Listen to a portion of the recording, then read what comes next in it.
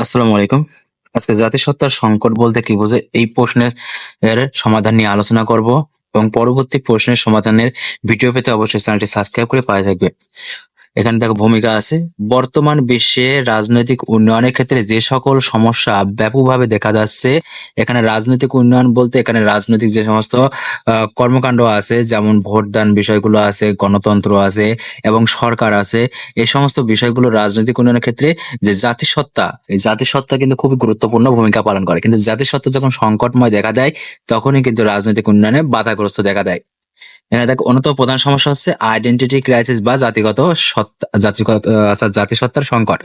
Identity crisis বা জাতিসত্তার সংকট বলতে কোনো রাজনৈতিক ব্যবস্থার অধীনে জনগোষ্ঠীর মধ্যে জাতিগত, বর্ণগত, ভাষাগত, আঞ্চলিক মনোভাব প্রখরতাকেই বোঝায়।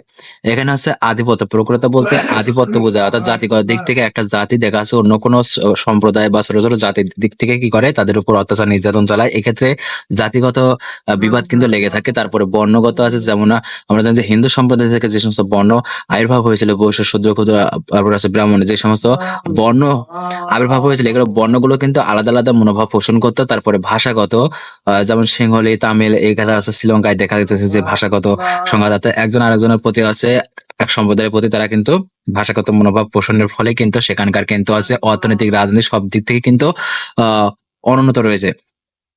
এরপরে আছে, অর্থাৎ বিভিন্নতার থাকা সত্ত্বেও যদি একটি সমাজে জনগণের মধ্যে অভিন্ন মনোভাব বা জাতীয় চেতনা গড়ে না ওঠে, তাহলে সেখানে আইডেন্টিটি ক্রাইসিস বা জাতিসত্তার সংকট দেখা দেয়। অর্থাৎ একটা দেশে তো শুধু একই জাতি বা একই ভাষাগোষ্ঠীর মানুষ বসবাস করে তা নয়, বিভিন্ন ভাষাগোষ্ঠী বা বিভিন্ন ধর্মীয় দিক থেকে কিন্তু এরা কিন্তু আলাদা থাকে। কিন্তু তারপরও যদি এরা যদি হচ্ছে একই মনোভাব পোষণ করে যদি রাষ্ট্রের উন্নয়নের ক্ষেত্রে যদি কাজ না করে, তাহলে জাতিসত্তার সংকট সেখানে দেখা দেয়।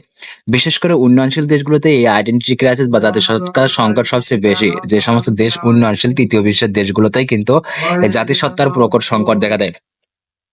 এরপর আইডেন্টিটি ক্রাইসিস, জাতিসত্তার সংকট, এখানে বিস্তারিত আলোচনা দেখো।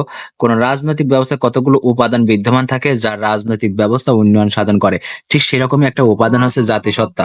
আর এই জাতিসত্তার সংকট থাকলে পারে কিন্তু রাজনৈতিক উন্নয়ন হয় না। যেটা আগেই বললাম, এর উপাদানগুলো সঠিকভাবে পরিচালনা করতে না পারলে রাজনৈতিক ব্যবস্থায় সংকট সৃষ্টি হয়। এক্ষেত্রে আমরা জানি যে এখানে হচ্ছে শ্রীলঙ্কা, কিন্তু এখানে জাতিগত সত্তার যে সংকট থাকার কারণে কিন্তু তারা কিন্তু ভাষাভাষী গোষ্ঠীর দুইটি সম্প্রদায়ের মধ্যে কিন্তু হট্টগোল লেগেই থাকে। এর কারণে কিন্তু সেখানে সরকার ব্যবস্থা কিন্তু ভেঙে যায়। আর এই সংকটকে রাজনৈতিক উন্নয়নের সংকটও বলে। রাজনৈতিক উন্নয়নের ক্ষেত্রে যে সকল সংকট বিদ্যমান তার মধ্যে প্রধান একটি সংকট হচ্ছে আইডেন্টিটি ক্রাইসিস বা জাতিসত্তার সংকট।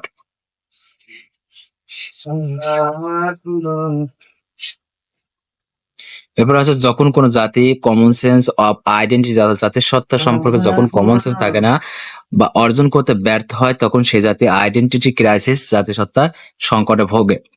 বর্তমান বিশ্বে বিশেষ করে উন্নয়নশীল রাষ্ট্রসমূহে জাতিসত্তার সংকট খুবই প্রকট। এর কারণ হলো গোষ্ঠীগত, ভাষাগত, জাতিগত, কৃষ্টিগত প্রভৃতি পার্থক্য। অর্থাৎ বিভিন্ন ভাষা গোষ্ঠীর মানুষ বা জাতিগত দিক থেকে এরা বিভিন্ন পার্থক্য থাকার কারণে এরা হচ্ছে নিজেদেরকে আলাদা ভাবে, এই ফলে তাদের ঐক্যবদ্ধ থাকে না বা জাতীয়তা বোধ থাকে না। এসব পার্থক্যের কারণে জাতি গঠন করা যায় না। আর এর ফলে একই রাষ্ট্রে বসবাসকারী জনগণ অন্যান্য সম্প্রদায় হতে ভিন্ন মনে করে। অর্থাৎ যেমন ভারতে আছে যে হিন্দুরা কিন্তু তাদের যারা সংখ্যালঘু আছে মুসলমানদের উপর অত্যাচার নির্যাতন করে, এইরকম। তারপরে যেমন আছে আছে মায়ানমারে, তারা যে আছে রোহিঙ্গা ক্ষুদ্র জাতি, এদেরকে কিন্তু তাদের অত্যাচার নির্যাতন করলো। এইরকম কিন্তু সেখানে জাতিসত্তা বা ঐক্যবদ্ধতা অর্থাৎ থাকে না এবং সেখানে সংকট দেখা দেয়, যার ফলে আইডেন্টিটি ক্রাইসিস বা জাতিসত্তার সংকটে ভোগে। উদাহরণ হিসেবে বলা যায়, যেমন যেটা আগেই বললাম, যে শ্রীলঙ্কার তামিল সম্প্রদায় আর হচ্ছে সিংহলি জনগোষ্ঠী, এদের মধ্যে নিজেদের মধ্যে এরা আলাদা মনে করে। যদি এরা যদি তামিল সম্প্রদায়, সিংহল জনগোষ্ঠী যদি ঐক্যবদ্ধ হয়ে রাজনৈতিক ভাবে উন্নয়নে যদি তারা কাজ করতো, তাহলে কিন্তু শ্রীলঙ্কা বর্তমানে দেউলিয়া হতো না। ফলে তাদের মধ্যে একাত্মতার সংকট সৃষ্টি হয়, অর্থাৎ ঐক্যবদ্ধতার সংকট সৃষ্টি হয়। আবার এদের এখানে আছে জাতীয়তাবাদ থাকে না। এই সংকটের ধারাবাহিকতা তাদের মধ্যে দীর্ঘস্থায়ী গৃহযুদ্ধ সংঘটিত হয়।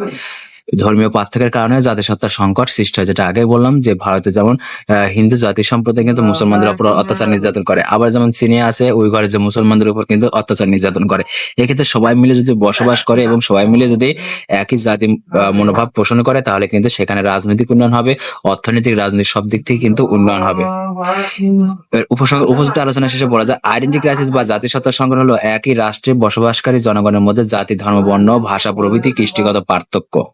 এই পার্থক্য থাকার কারণেই কিন্তু এই জাতিসত্তার সংকট দেখা দেয়।